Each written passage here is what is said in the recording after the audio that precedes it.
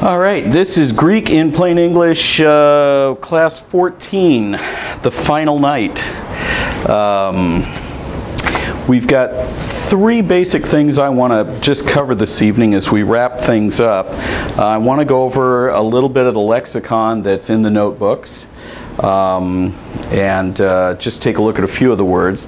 I want to talk about how some Semitic ideas or thoughts kind of crept into the Greek of the New Testament, and then I want to take a look at just a couple of extra resources that I think we should have, that I've been talking about, and I finally actually did my homework and found them on Amazon with their ISBN numbers and everything, so I will not mumble around when I'm talking about them here.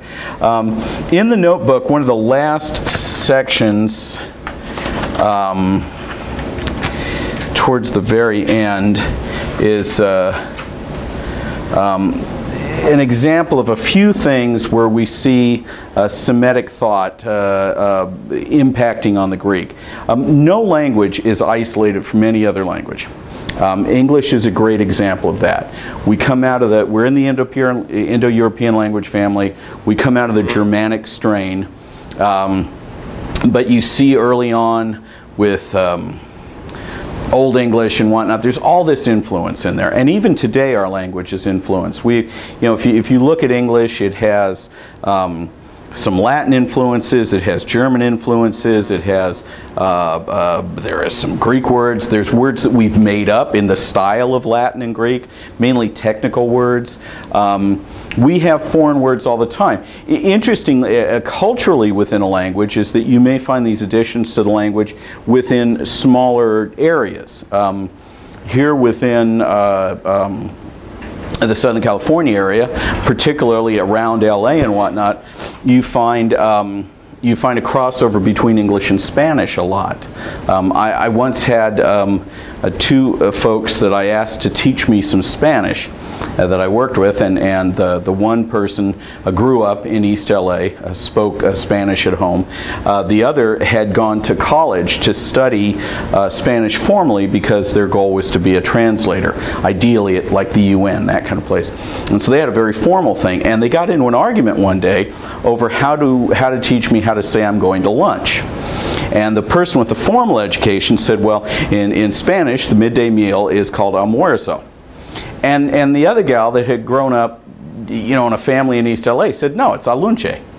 And so you have this sort of crossover between the word lunch in English and in Spanish. And so it is normal that we have these kind of things. And we have to recognize them because we can't treat any one language as purely isolated in and of itself. It's not in a little petri dish there in the lab. Language is living and it's going to interact with stuff. And Greek did that. Greek interacted with other languages that were floating around at the time. And particularly, the authors of the New Testament were all Jewish. Okay, I'll take a moment here on that. The general thought is that all of the authors of the New Testament were Jewish with the exception of Luke. I am in the very tiny slice of the pie that believes that Luke was Jewish as well, although probably an extremely Hellenistic Jew, but still Jewish as well. Most folks hang the debate on whether Luke was a Gentile or not over the end of the book of Colossians.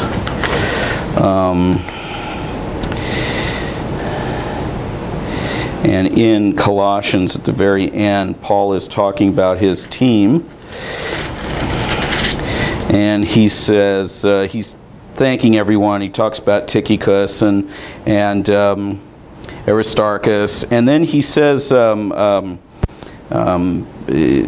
Jesus, who is called Justice, also sends greeting. In terms of, and depending on what your translation says, it's the underlying Greek text there is those of the circumcision.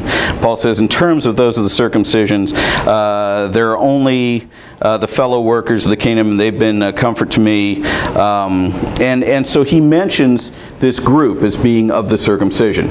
And then a verse or two later, he then goes on to talk about Demas and Luke, the physician. And so the general thought is that they're separated out of, they're not this part of the group of the circumcision, therefore Luke must be a Gentile. The structure of that particular verse is interesting in that it really could be taken a couple of different ways. You could be taken to understand that those are the only believing Jews who ever helped Paul, which I think is kind of extreme. But that's the way most folks take it because they exclude Luke and Demas. Or it could be said that those were the group within the circumcision who helped him. Remember that Paul uses this phrase, the circumcision, sometimes negatively, to talk about those Jews who attacked him and the other believing Jews, the Judaizers. And so it could be that Paul is saying, look, of that group, it was just these guys that came over to help me, but we've got all these other people. And this whole section at the end of Colossians is a little bit difficult sledding anyway. The reference to Laodicea and Nympha, Nympha is interesting. In the Greek, depending on where the accent falls, it's either a masculine or a feminine name. When Paul wrote Colossians, they didn't put accents in the word. Accents are a very modern thing for the Greek text for the New Testament. So, you know, you pays your money and you takes your choice at that one. If there was an accent, do you put it, you know, one part of the word and make it a masculine name? If you put it on the other word, it's a feminine name. A lot of translations translate it feminine, nymph in the church that meets in her house. The scribes that actually copied the New Testament, they would make a choice. And if they put the accent to make it a masculine name, then they would change the pronoun to be his house. If they made the accent to make it a feminine name, they would change the pronoun to be her house, because there always has to be agreement in Greek. And so, again, you know, it's a text critical issue. You know, you have to look at it and make a decision. There were no accents originally, so we're not sure whether Nympha was a guy or a gal. And so there's enough ambiguity at the end of Colossians here in this section that I'm not comfortable directly saying that out of all the authors of the New Testament, there's just this one guy, Luke, who wasn't a Jew. I'm a little more comfortable thinking that, well, he probably was a very Hellenized Jew. But again, that position is an extremely tiny slice of the pie. And there are some folks who I've said that to who get very upset with me and just tell me that I don't know what I'm talking about, and I think forfeit anything else that I say because of that one little point. So I had to because I said the whole New Testament was written by Jews, I need to say that. But even if that's true that Luke was a Gentile, then 99% of the New Testament authors were Jewish. And we would expect that we would see influences of Semitic language in the way they did things. One of the main things we see is that they occasionally shove the verb as the first word in a phrase or a clause, which is a very representative thing of Hebrew. Hebrew is a verb, subject, object order. And so we see that. If you look in Luke does this. Interestingly enough, those that claim that Luke is a Gentile, Luke is one of the examples of this. If you look in 1 Timothy, you'll see these things where the verb is shoved up to the front of the sentence or clause. Another thing that happens is the extensive use of kai.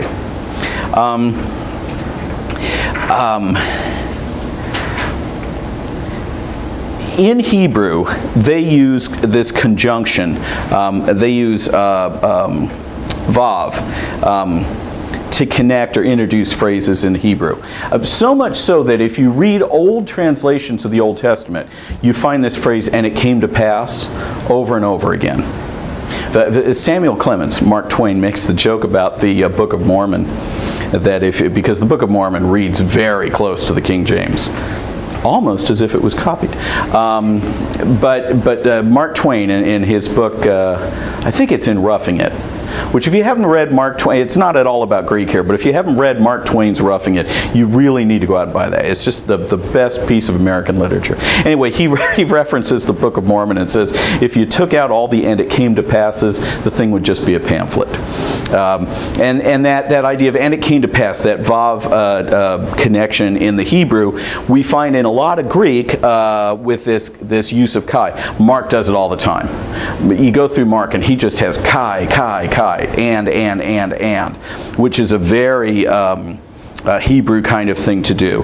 Redundant prepositions. So the other one is saying. You'll find this all the time. And he said, saying. That's a very common Semitic structure, and you find that throughout the New Testament. And what this means is that we just have to,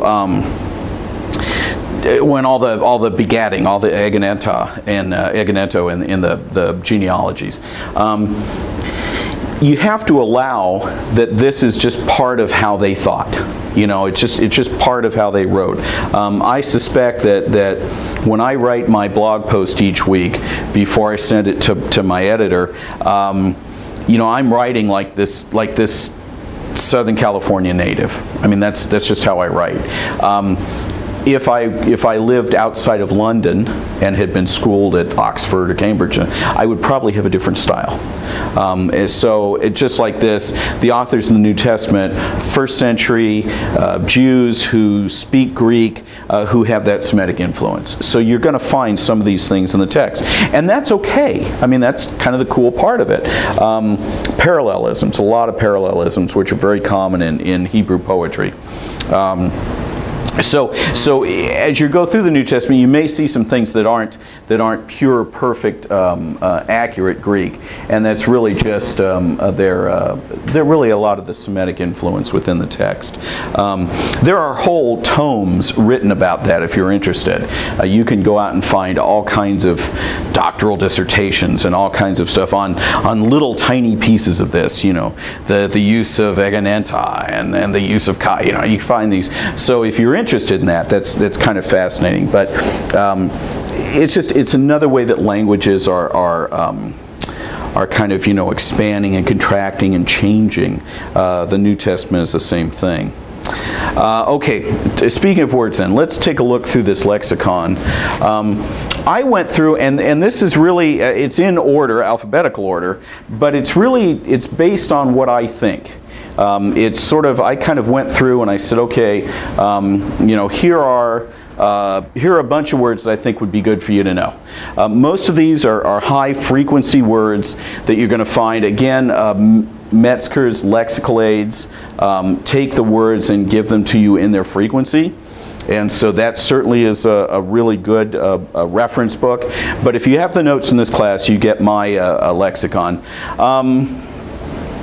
You'll notice that I tried to give you the lexical range of the words here. That's not necessarily in the, if I have like for agiazo, you know, I have for the first definition, I say set aside something or make it suitable for ritual purposes, consecrate, dedicate. The third definition is to treat as holy. The fourth definition is to eliminate that which is incompatible with holiness. So you see that there's a range there. It doesn't mean that the fourth definition is used less frequently than the first, although the first one is probably the most common. But you can see that I'm just trying to give you the range there of the word. Hagios, which is related to agiazo, is as an adjective it means holy or sacred. As a noun it means saint. We are the hagioi. So you can see those words are closely related. For adelphos, I actually gave you the literal, because remember I'd spoken of that one point in here, that it actually is a compound word. It's a comparative alpha on the front, and so it's from the same womb, a brother. If we change, oh, and I noticed, just looking at this, I didn't I didn't change the font there. My apologies. That strange looking word there is actually adelphe, but without the proper font. And that just means sister. It's the same thing. It's just Greek changes for that word. They change the ending the ending letter, because again, it goes from a first declension noun, from a second declension noun to a first. You can see some of these. Adikaya is unrighteousness, wickedness. That's an alpha privative on the word for righteous, dikaios. So adikaya is alpha privative. It is not righteous. It is unrighteous. Let's see. Ion is a long period of time. That's usually age. We see that a lot in the text. On the second page of the lexicon, Allah, that is not the Arabic word. It means but or except. Frequently, you'll see the A dropped off the end. So it'll just be alpha, lambda, lambda with a little like apostrophe there. So if you see that, it's the same word. It's just because, again, Greek ears didn't like to hear those vowels going over into other vowels, so that's why that drops off. Harmatia is sin. When we study sin in college, in seminary, you study harmatiology, which is the study of sin. I looked forward to that class in seminary because I knew I'd get a really good grade in the homework. Those jokes are much better with a rim shot. I'm trying to think of anything else there. Apostello, we get the word apostle. It really just means to be sent out. One who's sent out, but sent out with a purpose. So often, words in the Greek text have become technical words for us in English. Apostle to us is sort of it's a job title. Oh, that guy's an apostle. It's the job title he had in the New Testament. Well, yes, that's true. But the problem is we've taken and codified a word that had meaning. The apostles were the ones who were chosen for a purpose to be sent out.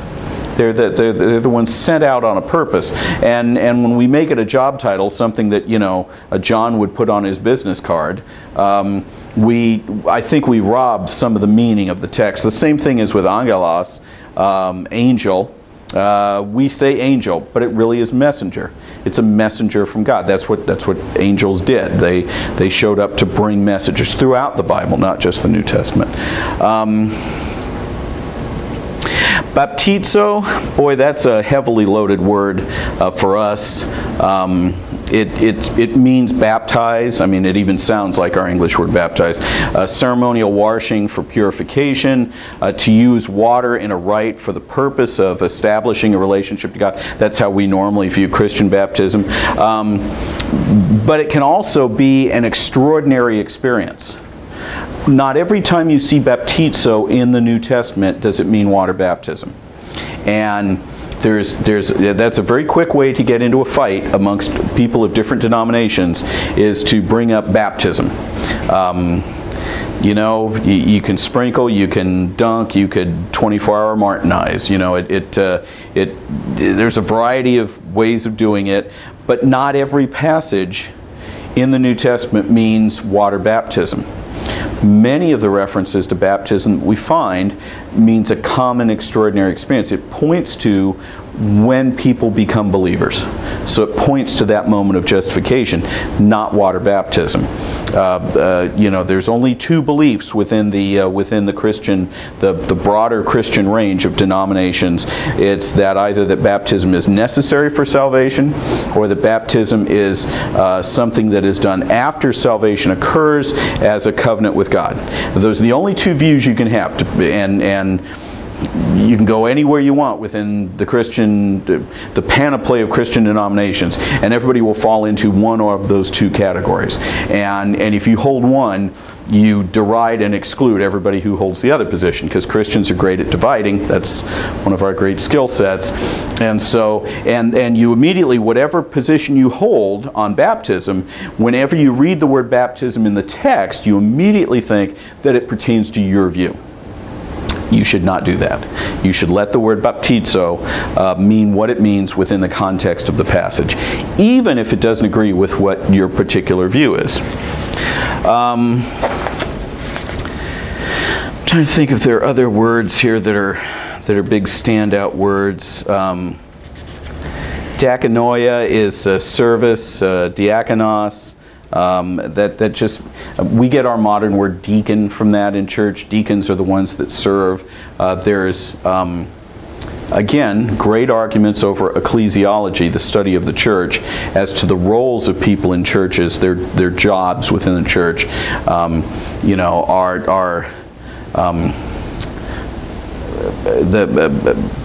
the word for elder, the word for deacon, are those different things, or those similar things. It appears that they are in Paul's writing, because he gives two criteria separate for each of those. But again, in some denominations, deacons function as elders. The board of deacons is essentially like another church's board of elders. These, by the way, are all modern arguments based on semantics. They're not arguments from the text, and you always just have to make sure that that if you're dealing with a modern semantic argument, that you don't try to force the text to go where that is. The text must always be the main thing. It doesn't mean that what you're doing is incorrect or whatnot. We have huge latitude through our freedom in Christ to do things. I mean, to do church, to do the ordinances or the sacraments. We have huge wiggle room on that stuff. But again, we have to be careful not to force the text where it doesn't go. I've already talked about doulos. A slave in the New Testament is not the same thing as a slave in the United States of America. It is almost impossible for us to think of the word slave and not have the connotation of slavery in America. I just don't think it's possible for us to do that. But when you read the New Testament, that term doulos, that term slave, is not the same. Slavery, certainly within this time period, could be as brutal and ugly and terrible as the slavery was here in the United States, but it could be different. You know, if you happen to be a doctor or a highly respected tradesperson, and let's say the Roman army came in and captured your village or whatnot, you would be sold as a slave, but you would go into the household, often of a nobleman, because they had the money to purchase you, and you would be accorded quite a nice life because you were the family doctor. You know, you were the highly skilled tradesperson that served that family. So, you know, you wouldn't be brutalized. If you were just kind of a run-of-the-mill guy, or let's say military or whatnot, then all the kind of movie images of slavery where you're locked in the dungeon beneath the Colosseum and, you know, all this stuff, then that did become, but we have to be careful with doulos not to, and it's particularly bad for us here in the U.S. I'm trying to think what else. Zoe, that's huge in John's Gospel. Ethnos, there's an interesting word. Ethnos means a nation, or it can mean Gentiles. And you really have to be careful what the meaning is there. Are they talking about all the world, or are they talking about just the Gentiles? Remember, Jesus was the promised Messiah of Israel. He came to Israel. Israel rejected him in the kingdom, and so his finished work on the cross, he created a new body, which was it was a combination of all Jewish believers and all Gentile believers into this new body. That's the mystery of the church. That's what Paul teaches us in Ephesians. But this use of the idea of Gentiles versus Jews, you know, there, you know, like in Paul's idea, you really had three groups of people. You had non-Jewish believers, I'm sorry, Jewish non-believers. You had believers, the church, and then you had Gentiles. And so sometimes we just have to be careful when we read these passages that use ethnos to determine whether the author is talking about going to the Gentiles, or whether they're talking in a broader situation of an entire nation, or an area outside of the general area of where, you know, the Mediterranean and Middle East. So that's a word you have to look at occasionally. Evangelizo is, that's the word we use for gospel. It just means to announce the good news, but it's that word comes over as gospel for us.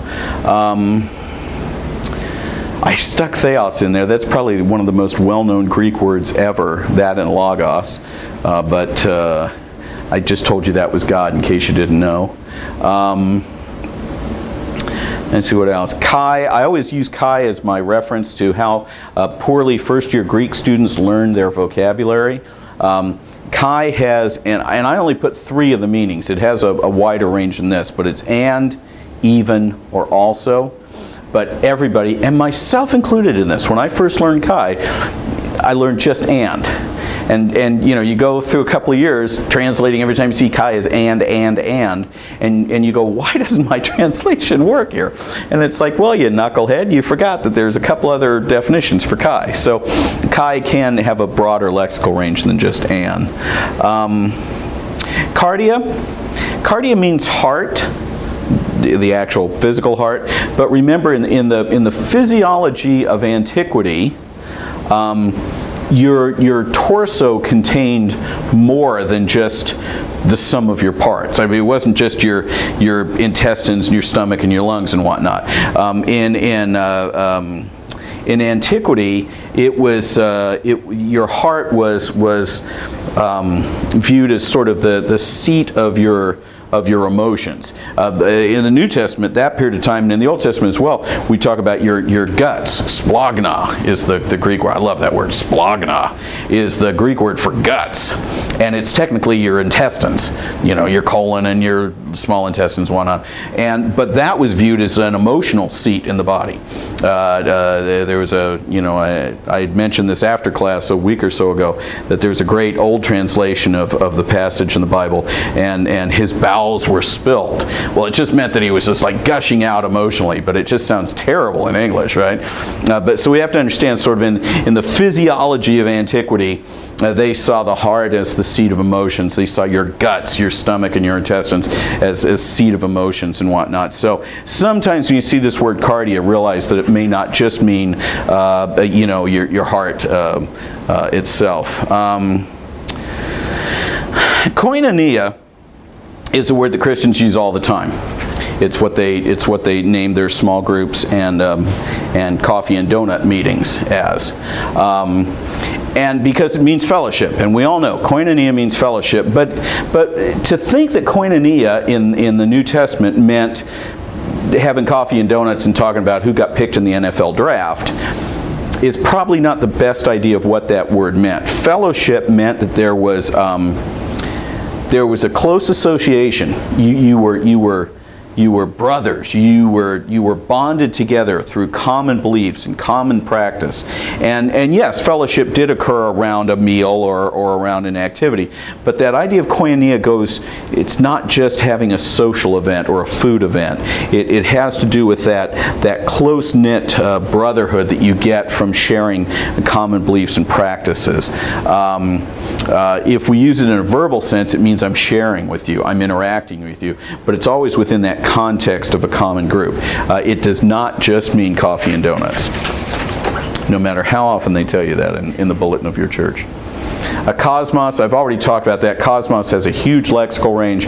It can mean everything from everything, the entire created universe, down to actually, in 1 Peter, it's describing women's makeup and jewelry and hair. It's women's fashion. And so you have to, cosmos, you have to be so careful with on that to understand what that means. When we were talking about John 3:16, the past 2 classes, you know, if you are a person who holds to limited atonement, to a traditional 5-point Calvinist view, you will see cosmos there in a very narrow sense. Some folks who are really very strongly holding the 5 points of Calvinism will see that cosmos there really only refers to the church, only to believers. If you do not hold that sort of a position, you may see cosmos as being much more. Certainly, you know, those Christians who are more inclined to a more of a New Agey openness kind of feel, will expand cosmos to mean everything. You know, butterflies and water lilies get to go to heaven as well. So we know that all dogs go to heaven. If they ever make a movie about cats, then we'll know that as well.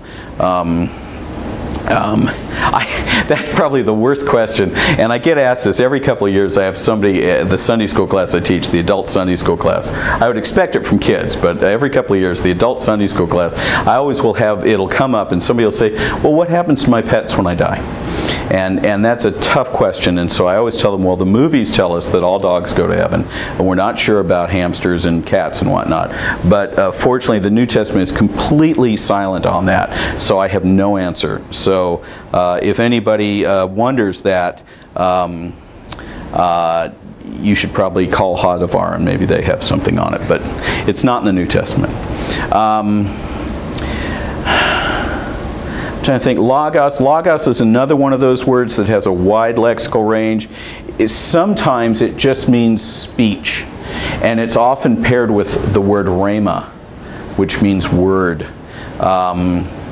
And other times it means a philosophical concept way beyond just human words. It is definitely used by John to refer to Jesus, to the second person of the Trinity. And so it has a wide lexical range. It was very common in Greek philosophy, within the literature. It was really, where it really took off was in the 2nd century Greek apologists who, you know, Christianity started out as basically as a fractional movement out of Judaism. I mean, all the first Christians were Jewish. The Bible teaches us that the Jews were the first Christians, and then the Samaritans were added in, and then the Gentiles after that. That's the order that you go through in the book of Acts. Jewish believers first, Samaritan believers second, and then Gentile believers. And so, predominantly the church early on was all Jewish. And then you got more Gentiles and more Gentiles and more Gentiles until you finally hit the tipping point where now you had more Gentiles than you had Jews. And finally, because of the work of Rome in destroying Jerusalem and eliminating the temple and dispersing and killing the Jews, and really after the Bar Kokhba uprising in 145, that the dominant original sort of rabbinic Judaism was gone. It was primarily a Greco-Roman world, and the majority of Christians were Greeks and Romans. And the way that they had to start explaining Christianity to folks who weren't Christians, both to defend the faith as well as to bring others in, couldn't be the same way. You couldn't go talk about, oh, well, but don't you see, on Yom Kippur, you know, we had the sacrifice on the altar. Well, that wouldn't make sense to a guy who never understood Judah, never knew the temple was there in any practice. So the 2nd century apologists started to use Greek philosophical terms to represent the meanings of what were originally Jewish in origin. And so that's when the Logos really took off. That was good in the respect that the sovereignty of God made sure that Christianity didn't die as a small fraction of Jewish religion. It was bad in that it started taking Christianity away from its Jewish roots. And it started making Christianity something that it wasn't. It made it more philosophical and more Greek. And it really wasn't.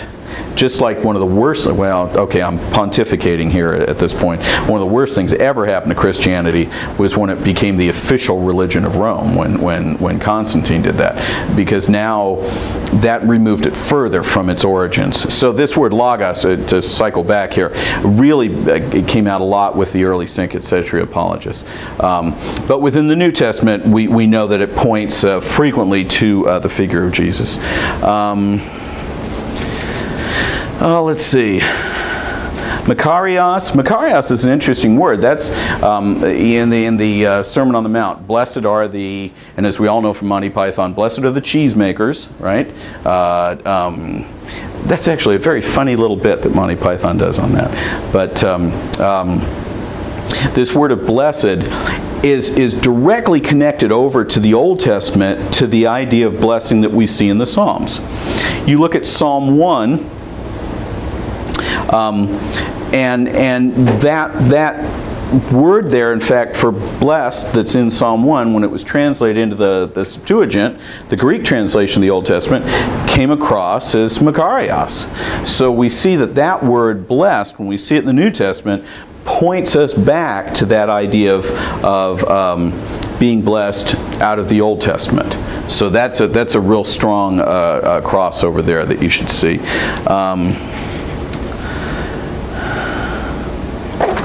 Let's see, what else? Hadas, way, a road or journey, that's actually what Christianity was called early on. Christianity used to be called the way. I always laugh, there's an interesting parallel. I am not at all implying that Christianity is at all like an Eastern philosophy, but the sort of the indigenous philosophy out of China, Taoism, is called the Way, and it always cracked me up that you read the New Testament, Christianity is called the Way. You read the Tao Te Ching by Lao Tzu, and it's called the Way. So it's one of those interesting parallels in the world where you have two things with the same way. So frequently you'll see that Hadas referring to the practice of Christianity to those who are members of the church. So that's another one that has a couple of different ways of looking at it. Peripateo, Paul uses that all the time. It means to walk. It literally means to walk, but it's a metaphor for how you live. When Paul says, don't walk in the way of blah, blah, blah, that means don't live like sinners or unrepentant Gentiles. When Paul says walk in this way, he is not quoting Aerosmith. He is pointing to how we should live our life. We are to walk in a certain way. We are to live in a certain manner. So you find peripateo to be used metaphorically a great deal. Let's see. Sarx is another one. Sarx, the common definition is flesh. But the word flesh is used so many different ways in the New Testament. I gave you 4 different views of sarx. Flesh meaning literally muscle or skin. It could be representative of the entire human body. It can represent the human condition. In other words, what it is to be human, not just the actual physical body. But it also is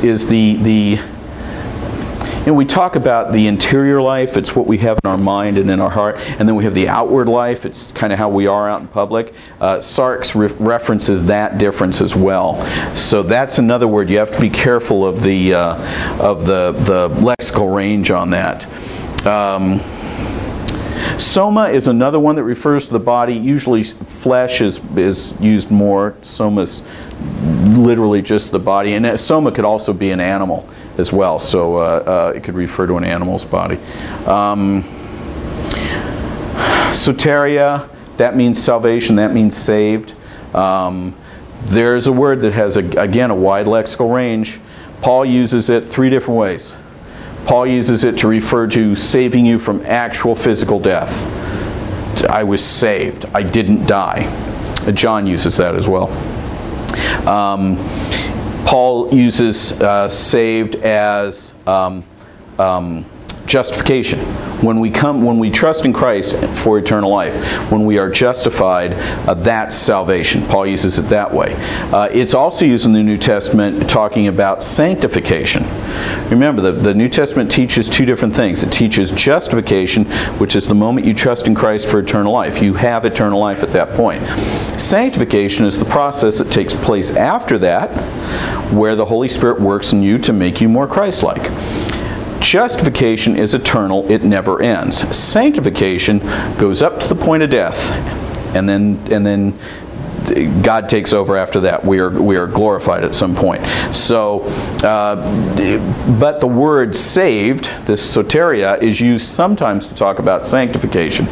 If you get those passages mixed up, it will really mess up your theology. And there are a couple of passages where you have to be real honest and say, what does this mean? In James, he talks about knowledge that will save a soul from death. What does that mean, that will save a soul? Is he talking about salvation there? Or is he talking about saving a person from physical death? You got to be real careful with that. That's a situation where it is so easy to let our theology that we know and practice influence how we understand the text. So you have to look at what the text says, and only then can you develop your theology.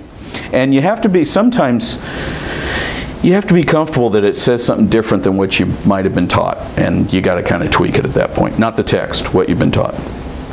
Tis and te, you have to be careful of. Without an accent over the iota, it means someone or something. With an accent over the iota, it means who, what, which, or why. Big difference in your translation. Because in this class you're working out of an interlinear text, you'll have the translation there. But just that's when you have to look out for.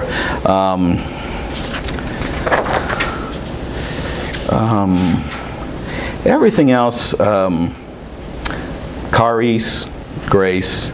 Suke is most commonly the soul. But it's again, it becomes a technical word at that point to talk about that your soul, that immaterial part of your body. The Bible teaches that the human body has, that the humans have two parts. We have a material part and we have an immaterial part. Some folks believe that the Bible teaches we have three parts, body, soul, and spirit. To me, it's easier to view it as two parts, material, immaterial, and the immaterial could be broken down into multiple parts, soul and spirit. But suke is usually referring to that immaterial part. Again, if you're in theology, if you're studying systematic theology, there's a great deal of discussion on whether we are bipartite or tripartite. And gosh, both sides argue strongly for their view, and they can point out every single verse of the New Testament that proves their view to be correct. But in general, the New Testament clearly shows two parts. Well, the Bible itself. The thing the Bible shows is that those two parts, material and immaterial, are completely joined together. You can't separate them. What affects your immaterial part affects your material part. What affects your material part affects your immaterial part. That's common sense for human beings. We understand if emotionally we're struggling, physically we struggle as well. The Bible teaches the same thing. That's what's so difficult about death, is it's a rending of those two things, a radical ripping of those two things apart. The material part then dies, New Testament teaches. The immaterial part is present with God. We know at some point at the end, the Bible teaches, that the material part and the immaterial part will then be joined together again, and we will have resurrection bodies. I'm sort of hoping for my resurrection body to be kind of like how I was when I was about 25. I think I looked my best. It's probably doing good then. So I'm hoping that resurrection body comes out about like that. So suke then, just realize that is not just the technical word for soul. Okay, one last thing here to finish up. I have rambled on a couple of weeks about books, and I have said, oh, I don't know the name, I think the author's this. So I actually went home and dug through my bookcase and wrote these down and looked up their ISBN numbers, because I don't want anyone to think that I have not done due diligence for this process. There's three sets of resources here. One is diagramming and exegesis, one is grammar resources, and the other one is a general biblical exegesis aid. I will make these part of the notes in future versions of this class. We talked about sentence diagramming past 2 weeks. The two books that I just really find good on this are Principles and Practice of Greek Exegesis by Grasmick and Diagrammatical Analysis by Cantonwine. Now, I love Principles and Practice of Greek Exegesis. The easiest way to get that book is to go online for the Dallas Theological Seminary bookstore. Okay, that book is used in class there. Grasmick was there at DTS. Those were his notes that he taught for the class. You can find it on Amazon from other sellers, but if you go directly to to the Dallas Theological Seminary bookstore, it's like $9. If you go on Amazon, it's like $30. So, and you will be underwhelmed when you see the book. It is not a fancy, shiny, hardcover, beautiful graphics, you know, holographic images or anything. It looks like basically it was Xeroxed off and glued into a softbound cover. But it is one of the best books you're going to get on diagramming. And the front part of it, he talks about real briefly, but it's profound. It's how you should be as a human being when you're going, as your spiritual life, how it should be when you're approaching exegesis. It's really wonderful. I can't say enough good things about the book. Grammatical Analysis by Cantonwine deals with both Greek and Hebrew diagramming. Grasmick's book is only Greek diagramming. Cantonwine's book is slightly more complex. It looks better because it's officially typeset. But it's a little bit more complex. Grammar resources. There is a great little book, a paperback book, very small. It's about the size of an old pocket book. Not very many pages. It's only 100, maybe a little more than that. Called English Grammar to Ace New Testament Greek. Great book. It sort of summarizes a lot of the stuff we've talked about in this class. It's a wonderful little book with examples, and it just, again, it's taking concepts of grammar and syntax and linguistics and putting it in a way that you say, this is what English does, and now this is kind of where Greek differs. Another book, it's still Greek to me, by David Allen Black. This book is supposed to be an intermediate book. It's supposed to be the book that you read after you've taken first year Greek. But it's a great book, and I'm a huge fan of David Allen Black. I just think this guy is great, and so I really like that book. It may be slightly more advanced than this class, but it's just a good book. And it's written in a way that's fairly easy to navigate. The last one is one of my favorite Greek grammars, and I think I may have put this in as one of the reference books for this class. I did not. Wow, I'm surprised by that. I'll have to add it in. It is called Greek Grammar, and it's a grammar of classical Greek by Smythe, Herbert Wire Smythe. And it is my favorite non-biblical grammar for Greek. It's just wonderful. And it's old. It's an old-timey grammar, but it's again, I use it a tremendous amount. It's a great book. So, but it's a grammar, and it's written back when grammars weren't meant to be bestsellers. It was written grammars to be grammars. It's very academic, but it is along with Mounce's Basics of Biblical Greek. I would recommend Smythe's Greek Grammar as well. And because it's old and fairly common, it's not super expensive. Okay, the last book is a book that's not so much about Greek, although it does talk about Greek. It talks about Hebrew as well. But it's this really wonderful book on biblical exegesis, because the whole point of what we do, the whole point of all this Greek stuff, or if this was a class in Hebrew, is not just to learn another language. As cool as that might make you when you're hanging out with your friends at a club to say that I know a classical language, which nobody speaks anymore, we're doing this for a purpose, and the purpose is understanding the Bible better. I mean, that's the whole purpose of this. It's not just to learn the language. If you were going to learn another language, there are other languages that are much more fun and enjoyable probably than banging through a language that's, 2,000 or more years old. But because of what we're doing is to learn the Bible better, to be better at exegesis, I love this book just for that. It's called Figures of Speech Used in the Bible. It's by a guy named Bullinger. It is a very old book. Been around for a long, long time. It is the best book you're going to have for understanding any figure of speech that occurs in the Bible, Old Testament or New Testament. And he's so incredibly thorough in this. He will give you all the examples of where this figure of speech occurs. He'll give you the huge, big linguistic grammar word for it. You know, he says hypocatastasis. He doesn't say it's a type of, you know, a coded metaphor. He says it's hypocatastasis. So you get all the big words in there. But it is an excellent book. You know, my copy is dog-eared and it's hardcover. They now have softcover versions of these, paperback versions. But I would strongly recommend that book. Again, it's not an expensive book. It's been around for a long time.